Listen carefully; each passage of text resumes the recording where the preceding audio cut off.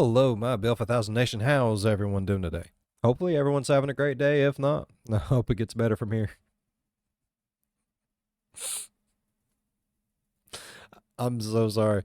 I'm not trying to laugh, but MrBallen, it's paused, and I'm so sorry, MrBallen. I got you paused, looking rough as fuck, bud. Damn. All right, let's hurry up and get through this so I can unpause it so he stops looking so rough. Okay, poor MrBallen. I'm so sorry. Okay. Hello, my Bill for Thousand Nation. How's everyone doing today? Hopefully, everyone's having a great day. If not, I hope it gets better from here. We are back with a new MrBallen video. This one's titled "The Dark Secrets Behind Controlling the Masses." Strange but true. Oh Lord. Okay, the title is going to change. They do that. They just do. And we also had a treat today. Whenever this one came out, we had a live. Oh, Seagull Long. Oh, shit. That was great. Oh, I really do enjoy MrBallen. Okay. Let's go ahead and get into today's story. Get this poor man off the screen like this, because this is just a travesty for him. If you guys are ready as I am, go ahead. Turn them lights down low. Put on something comfy, couple, something special. Oh, let's get concerned. I don't like thinking something's controlling me. Let's get concerned. Yeah. Hey, what's going on? What are we doing today? We're doing, hold on a minute, hold on.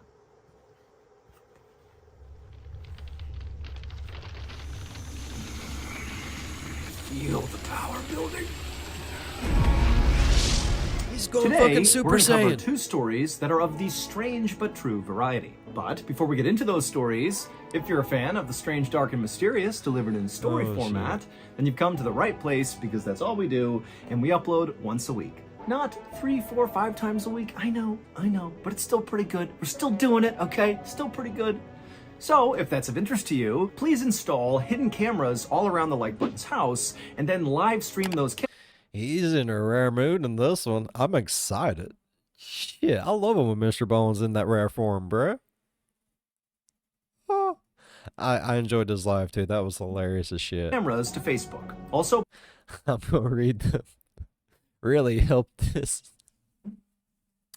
I lost my shit. He's gonna read the most messed up comments, and just once it's just really gonna help it out.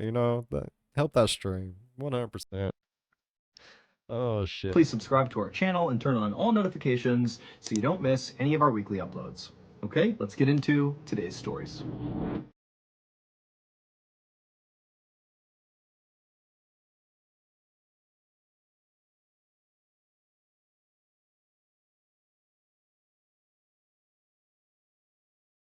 On the morning of June 20th, 2005, a 40-year-old man named Wang Diang stood just inside the doorway of a little home in rural northeastern China. Outside, it was pouring rain with all this crazy thunder and lightning, and also there were these hailstones coming down the size of golf balls, smashing into everything. Holy I mean, shit. just the impact on the roof must have been so loud. And so as Wang was standing in the doorway, he was actually looking out in the direction It's like a bunch of little poodle heads falling through the sky. Little chihuahua ice balls. That's like end of day shit, bruh. of the storm, because all these people were running towards him to come in the house. Wang was actually hosting a wake for a friend, and he was hosting this wake at this man's home. And all the people running up to him were all the mourners coming to pay their respects. Now, by this point, most of the mourners had already made it inside the house, and so Wang was basically just waiting for the last few stragglers to make their way inside. And so from his post at the door, Wang is watching the storm and all these people, and he also took stock of the fact that as he looked out to the big tobacco fields that kind of were all over the place in this town, that was the primary way people made money in this town, he noticed that, there was nobody out there tending the crops.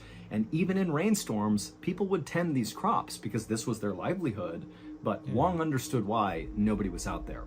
Yes, it was the storm, but specifically, lately there had been these crazy lightning strikes in storms like this that struck the field. And so these workers that were normally out in the fields every single day, they weren't doing that anymore. Finally, the last couple arrived, and Wang greeted them and brought them inside, and then he shut the door and then began making his rounds inside the home, making sure all the guests had what they needed, and also just kind of making sure the wake was, overall a positive experience, all things considered. Now, to be Right. clear, Wong was not a monk or a priest or even a relative of the person who was deceased. Instead, he was just kind of like the guy that emceed virtually all events in this town. So if there was weddings, he was the guy who officiated the weddings, and if there were funerals or wakes or things of that nature, also Wong was often tapped to MC that as well. He was kind of like the village elder, if you will, even though he was only 40 years old. And Wong, he really... That's a little weird, though. I mean, isn't it? Like, wouldn't you want, like, a preacher person? I don't know nothing about this culture. I'm just going to shut up before I say something really offensive. I'm not trying to. I was just wondering, like, wouldn't you normally, like, have a priest or a preacher or something like that come in? Right. So not only do you have, Adam Sandler wedding singer, but you have Adam Sandler funeral MC. Man, they need to turn that into a fucking movie. I'd watch it. treasured the fact that he was the guy that got to do these things, and so he put a lot of time and energy into making sure they went extremely well. So on this day, as he was making his rounds, checking in with all the mourners, nobody really needed anything, and so Wong sort of felt like he didn't have a role, and he scanned around the room looking for something else he could do that would be productive, and he noticed the incense near the casket was going out. And so Wong walked over, he pulled out the extinguished incense, he got a new stick of incense, put it in, and he lit it, and then he just kind of stood over the casket and closed his eyes and began saying a silent prayer for the dead. And as Wong did this, suddenly there was this deafening roar, and then everything went black. A few seconds later, that deafening roar faded, and it was replaced by the sound of all the mourners in the house basically screaming and trying to figure out what just happened. And so as people began kind of trying to size up the situation, they saw there was all this smoke near the casket and there was all these wooden debris everywhere. And then people looked up at the ceiling and they saw there was now a pretty good sized hole that had blackened char around the edges of the hole that was kind of smoldering. And then unfortunately, once the smoke really had kind of dissipated, Wong was laying right underneath this hole in the roof and half of his head was gone. It was very clear he was deceased. And it didn't take long for mourners to figure out what had happened. Wong had unfortunately been struck by lightning. 2 days later, Wong's family held a funeral for Wong, and basically the entire village showed up for this funeral because remember, Wong was really a central member of this community, and so it was a really big loss that he was now dead. And candidly, this only stoked the fears that everybody had about lightning strikes. I mean, this was really becoming a huge issue. But after the funeral ended and Wong had been placed into a hearse and driven off to the crematorium to be cremated, the people at this funeral who were kind of making their way out began kind of talking a little bit more candidly about what had happened to Wong. I mean, it was obvious he was struck by lightning, but in this town, there was a lot of superstition around deaths like this, when it seems like how he died is almost like an act of God. I mean, how many people get struck by lightning? Even if you're scared of being struck by lightning, that is a very rare phenomenon, and everybody knew that. And so the mourners couldn't help but suspect that maybe Wong was not this incredible person that everybody loved. Maybe he had deep, dark secrets, and the way he was killed was like God's punishment, smiting him for the terrible things he was hiding. But nonetheless, the mourners who had just left the funeral followed tradition and actually walked over to the local crematorium where Wong would be cremated. Basically, it's the absolute final goodbye, and typically the family will stay there and wait for all the people to come by and pay their final respects, and then at that point, the family hands off their loved one in their casket to the manager of the crematorium, and the cremation process begins. And so all that happens, all the mourners go to the crematorium, they pay their final respects, and then before long, Wong's family was brought inside the crematorium with the manager, and they were placed in this quiet room to kind of wait for this process to happen. And then the manager left them and went down the hall to the furnace room where Wong's casket was waiting for him. So the furnace room inside of this crematorium is basically like this big industrial space where in the middle is this huge, intimidating metal furnace, which is actually where, the bodies are slid in and burned until they're just ash. And so picture like the biggest oven you've ever seen with a big metal rectangular door and these rails that slide directly into this furnace, and the casket is placed on those rails and then kind of fed into the furnace. They seal the door and then, of course, ignite the furnace, and then the cremation begins. And so the manager, who had done this many, many times, I grew up next to a funeral home in a graveyard for a while. I was really good friends with their kids. We all went to school together, and I got to go over there a lot. It's not as weird as you think. Leave me alone. Walked up to Wong's casket, which was already placed on the rails. Workers had already set it up for this process before he came in. And so the manager walks up to the casket, he opens it up, he sees Wong's body, and he confirms that Wong is just wearing a robe with a belt, and he did not have any jewelry or metal on him or anything like that, which was not allowed during the cremation process. And so feeling confident that this was all good, he shut the casket and then slid the casket into the furnace. He shut the door, the big metal door, locked it, and then started the furnace. And as soon as he hit it, the manager heard the familiar sound of gas hissing as the gas kind of filled up the inside of the space, and then the familiar whooshing sound of the flames igniting. But as the manager kind of stepped away from the front of this furnace and was kind of making his way back towards the door, he noticed there was another sound coming from inside of this furnace. It was a hissing sound, but different than the gas sound. This was something else. And then before long, the hissing got louder and louder and louder. And then finally, there was this massive explosion inside of this furnace. And so smoke. That sounds so. Why is this man going through all this shit? He got struck by lightning. Now his dead body getting exploded. That's just mean. What did he do? Is pouring out of the sides. It was unbelievable that the furnace itself even held its shape. I mean, something massive had detonated inside of this thing. Did he have and a in butt fact, bomb? even though that door that seals the furnace shut, even though it had not been blown off, the force of whatever detonated inside of there was so strong that the manager actually was knocked backwards from the blast.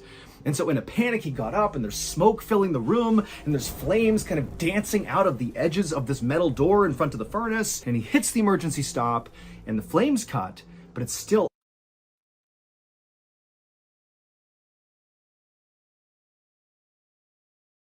Did he have a pacemaker in? Can a pacemaker explode like that? Was he smuggling some kind of weird explosives in his butt?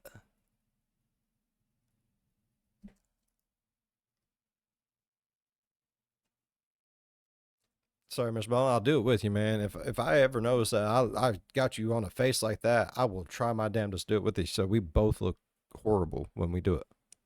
All smoky, and it's totally chaotic, and workers are rushing into the room to figure out what's going on, and the manager had no idea. This was something he had never, ever seen before. Just minutes later, firefighters arrived and basically extinguished the remaining flames that were kind of residually burning inside of the furnace and slightly outside of the furnace. Remember, this was a significant explosion, so there are cracks and breaks all over the furnace where some flames were still lit. But finally, the firefighters did extinguish all the flames, and then after it was safe to be in there, an investigation was launched as to what the heck happened in there. Yeah. And so police officers went into this room and began sifting through all the debris in this room, both inside of the furnace itself and also, outside where it had cracked and things had shot off in different directions.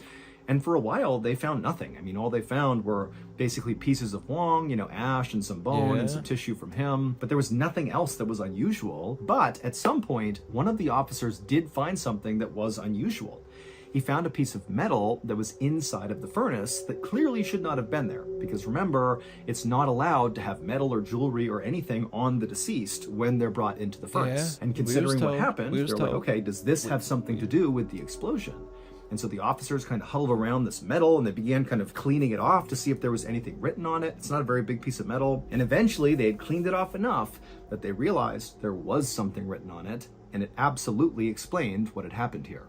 So to understand what happened, you need to have an understanding of how the Chinese government responds to severe storms like the one that was going on the day that Wong was struck by lightning. So remember, Wong's village had all these tobacco fields all over the place, which was not only how the villagers made their living, but also China as a whole. They need these crops to be bountiful. And these huge storms that produce those golf ball sized pieces of hail, those can severely damage tobacco crops. And the Chinese government doesn't want that to happen. And so the Chinese government has set up these things called weather bureaus, which are these government agencies all across the country whose job is to try to weaken these storms.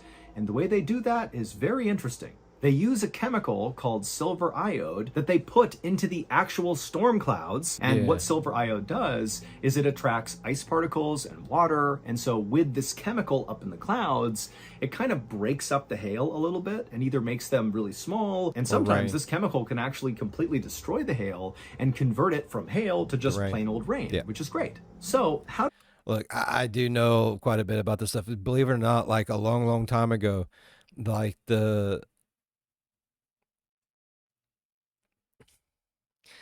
people thought that if they could do the same thing with concrete and stuff like that, and like concrete fell out of the sky, like, yeah,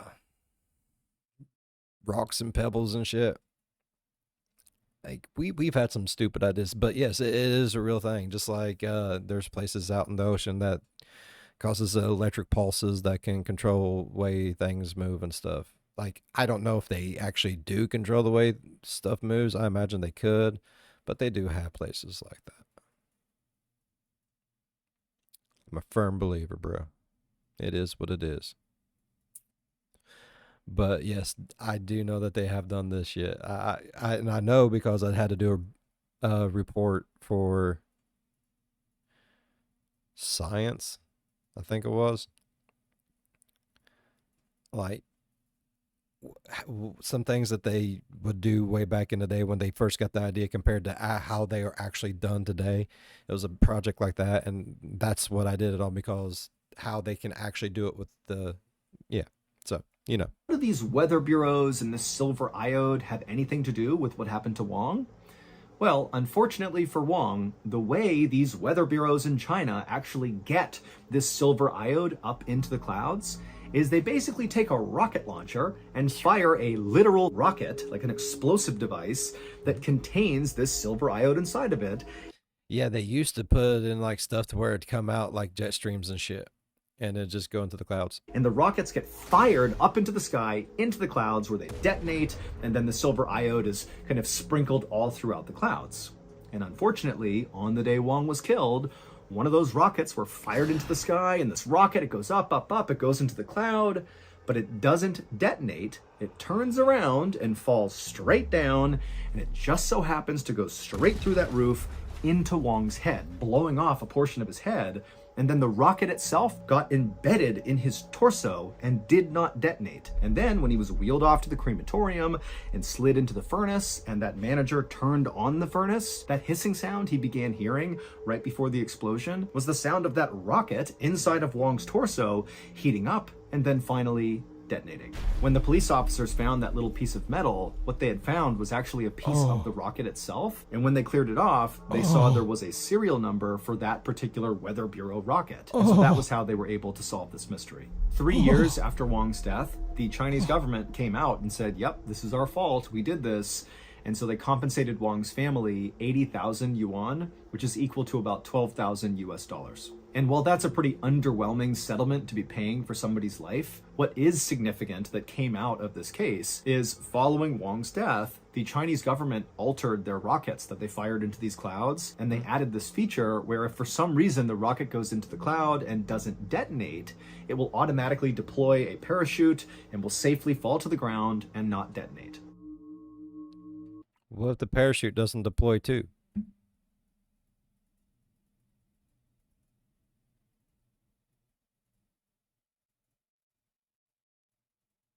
I'm just asking. Like, if you can fuck up to where, like, I'm sure it wasn't even nothing anyone did. I'm sure, like, you know, quality control shit. Sometimes things just fuck up. Okay, what if that was just a thing for like a whole batch of them, and now you got this, like, oh, it'll be fine either way, and then one day the parachutes fuck up too. Oh my god! Everyone thought it was fucking lightning. This motherfucker got taken out by a fucking scientific rocket. Science strikes again. Fuck. I'm not laughing. The poor guy. He's dead. Man, they're gonna have to get someone else to MC their funerals now. That's fucked up. Who? I know. Look. See, what happened was this happened. And then the dude's spirit was so angry that there was no one as good as him to MC his funeral that it just said there will be no funeral, period. All right, I have some bad news for you. Seagull lung is missing. You see, it all started about 4 years ago when I began feuding with the like button. You know, doing silly pranks like, rattling up a hornet's nest and jamming it inside the like button's toilet, or, releasing angry honey badgers into their vacation home. That one. Just fun stuff.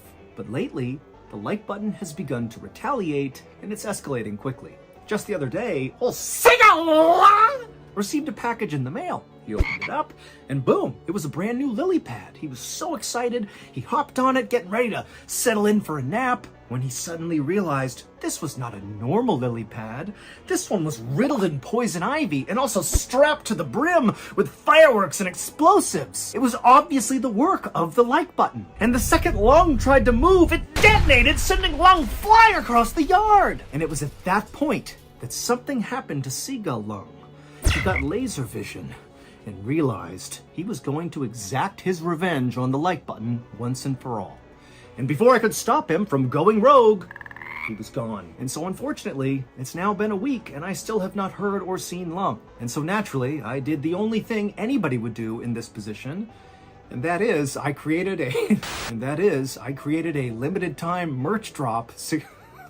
I created a brand new limited Lungy merch line commemorating our rogue comrade. Right now, you can go to shopmrballen.com and check out the entire Lungy merch line that's only available for a limited time. We have a new graphic tee and tank top. We have a new pin that everybody loved. Those sold out so fast last time. There's a sticker set. There's even coasters. I mean, if you're into Seagull Lung, which I think a lot of you are, it's pretty good. Seagull Lung. But you gotta act now, because I promise you this stuff is not gonna stick around. It's gonna sell out quickly. So go get your Lungy merch before it's too late. Again, shopmrballen.com and get your Seagull Lung merch, which is your way of supporting Lung on his mission to destroy the like button. Enjoy. Thank you. That's the best shit ever. I seen it on the live, but it's still the best shit ever. On January 30th, 1989, two young men were working the afternoon lunch shift at a Domino's pizza restaurant in Chamblee, Georgia. Their names were Daryl Wilson and Sean Burnset. And most weeks, this shift that they worked together was really boring because virtually nobody came into the restaurant. But on this day, at around 11 a.m., as Daryl and Sean are kind of twiddling their thumbs, waiting for the shift to end, a man who was obviously disgruntled and very agitated stormed in the door carrying a gun, a .357 Magnum gun, so a really powerful handgun, and he aimed it straight at them. Daryl and Sean were so shocked by this that at first they didn't do anything. He was not happy about his pizza delivery. Then it kind of dawned on them that, oh my goodness, this guy's coming in here to rob the place. And so Daryl and Sean suddenly put their hands up and they begin saying, okay, take whatever you want, take whatever you want. And the man suddenly began shouting something at them like he wanted something. And it took Daryl and Sean a second to kind of understand what he was asking for. But when they started to process the things he was saying, they kind of understood that this did not seem like a robbery. The guy was demanding that they call Tom S. Monahan so he, this guy, the guy with the gun, can talk to Tom. Now, Daryl and Sean may have known this, but probably not, because they likely didn't care. But Tom S. Monahan, at the time, was the owner of Domino's. Not like this particular restaurant in Chamblee, Georgia, but like the entire national chain. He was the actual owner of the company. And so this guy is coming in being like, let me talk to the owner of Domino's. And so at some point, Daryl and Sean understood who Tom S. Monahan was. Perhaps the guy with the gun explained it, or maybe one of them did know who Tom S. Monahan was. But either way, Daryl and Sean suddenly realized, oh my goodness, this guy wants to talk to the owner. But they have no way of getting in touch with the owner of Domino's. They're just pizza cooks. They're not like connected to the C-suite. But when Daryl and Sean told the guy like, hey, we don't know how to get in touch with the literal owner of this major franchise, well, the guy didn't like that. And he got really frantic and began yelling and screaming like, you gotta do it. You gotta get Tom on the phone. And so Daryl and Sean are like, okay. And they grab the phone and they try to call their own boss because they don't know who else to call. And as they're calling their own boss, this guy fires 2 shots into the ceiling. So this is like a really high intensity situation that's escalating really quickly. But Daryl, who actually was the one on the phone, he did his best to stay calm, and when his boss got on the other line, he tried his best to explain the situation as quickly as he could, because he could tell, this guy with the gun is very close to potentially shooting them. And the boss of Daryl and Sean did understand, okay, clearly there is a crisis happening at this branch. And when Daryl said, you gotta find a way to get Tom S. Monahan on the phone, like right now, well, his boss was like, I got it. And a few minutes later, Daryl's boss, who's still on the phone with him, was like, okay, I'm gonna patch you through. And then a second later, Tom S. Monahan hops on the phone and he's like, what's going on? And at this point, Daryl just handed the phone over to the guy with the gun and said, here you go, Tom's on the phone. And the man with the gun grabbed the phone, put it to his ear, and then began rattling off these totally bizarre demands. He wanted a white limousine to show up to the restaurant to be his getaway car. He wanted $10,000 in cash, and he wanted a copy of a science fiction novel about the Freemasons called The Widow's Son. And so Daryl and Sean, who are behind the counter witnessing this, they're hearing these demands, and it's clicking for them that clearly this guy is not mentally well. This is a guy who's totally unhinged, and who knows what's going to happen. After a few minutes on the phone, the gunman hung up and then told Daryl and Sean very calmly that now the three of them were just going to sit in this. Who remembers the Noid? The Noid, the little red thing with the weird nose and the bunny ears. The Noid. Man, my dad used to work for Domino's a long ass fucking time ago in a galaxy called Kickapoo. Long ass fucking time ago in a town called Kickapoo. Yeah, he worked at the one in town, and then he worked at the one over in Kentucky for a little bit too. He managed both of them. I don't know who Tom S. Monahan is though. I was young when he worked there. He ain't worked there in years. Decades. But I love Domino's, man. This is good shit, bruh. I don't remember. Oh, but I love the Noid. The Noid was the shit. I got some like old ass Domino's toys and stuff from whenever my dad worked there. He got me. I put them up because they're collectibles and shit now. Because how often do you see the Noid? I think he's starting to make like a comeback now. Maybe, I don't know. Restaurant and wait for his demands to be met. And for the next 5.5 hours, that's what they did. Daryl, Sean, and the gunman, who just kept the gun aimed at Daryl and Sean, they just sat inside of this restaurant. And at the same time, you know, by this point, the police have been called, and they're completely surrounding this restaurant. And when the gunman came into the store, because this was a very slow day, there weren't any other customers or staff inside, so it really was just Daryl, Sean, and the gunman. And so it's a total standoff. But interestingly, for Sean and Daryl, who were right there with this gunman, they started to sense that this guy was not here to hurt them. He was really after Tom S. Monahan, and over those 5.5 hours, they were just sitting there with him with his gun aimed right at them.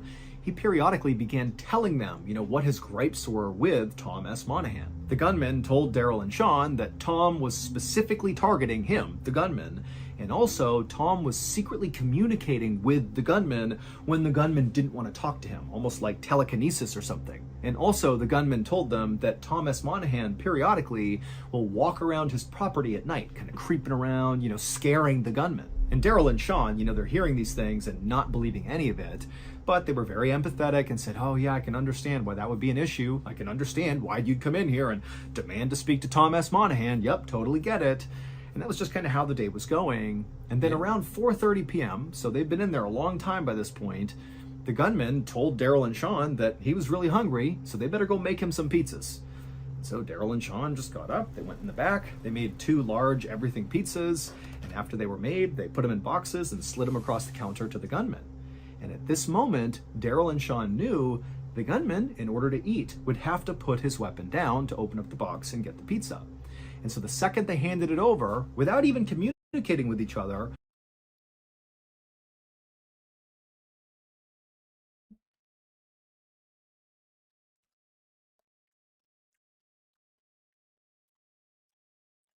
You don't need 2 hands to open a box, dog. You don't.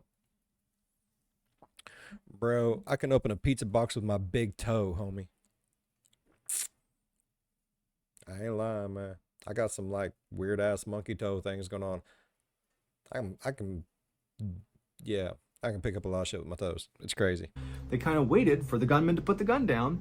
And he did. He put the gun down. He opened the pizza up. He grabbed a slice. And at that moment, Daryl and Sean began sprinting past him towards the door. And the gunman, who's seeing this happen, he drops the pizza, he grabs the gun, and he turns, and he aims. So to really understand what's happening here, you need to understand what type of marketing Domino's, like the national franchise, was doing to advertise their product. Starting in 1985, Domino's came up with a very popular advertising campaign called The Noid. Oh, The and Noid. The Noid was actually a character. It was like this weird claymation character with big sneakers and bunny ears. He was like this goofy thing that was the equivalent of McDonald's Hamburglar, but this was for pizza. And what Domino's did with the Noid is they would run these ads on TV where the Noid was like this menace who was always out to disrupt pizza deliveries. Not necessarily Domino's pizza deliveries, but generally pizza deliveries. It's like the Noid's gonna destroy them, either by, freezing the pizzas on their way to the person's house, or smashing them into the ground, or causing whatever mayhem the Noid could create to stop pizzas from getting to their customers.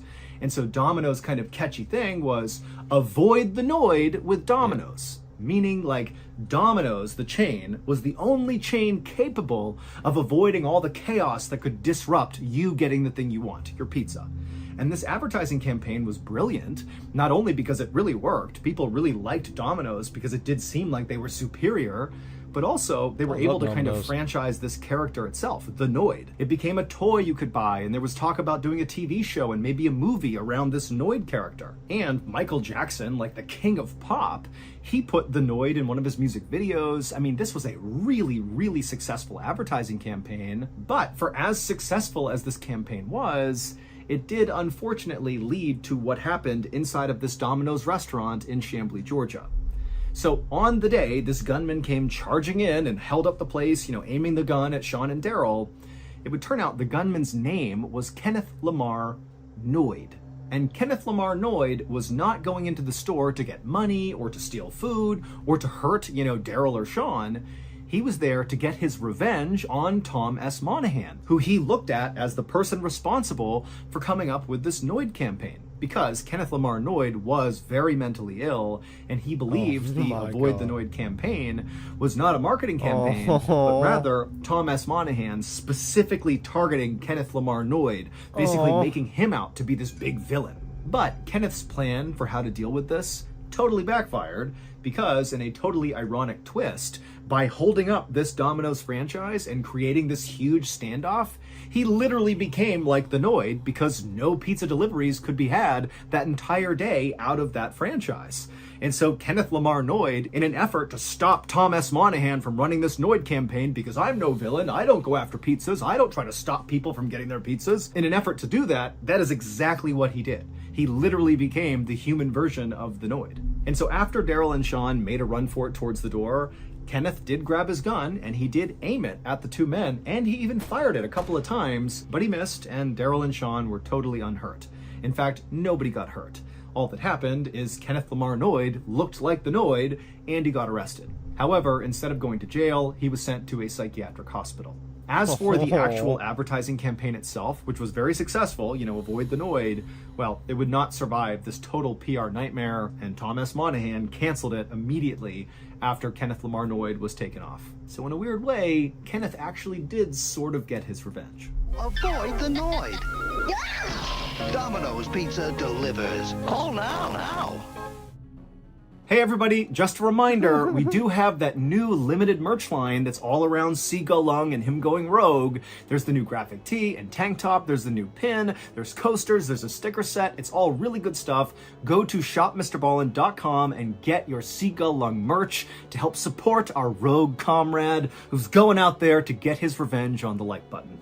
Shopmrballen.com, go get that sweet, sweet Seagull Lung merch now.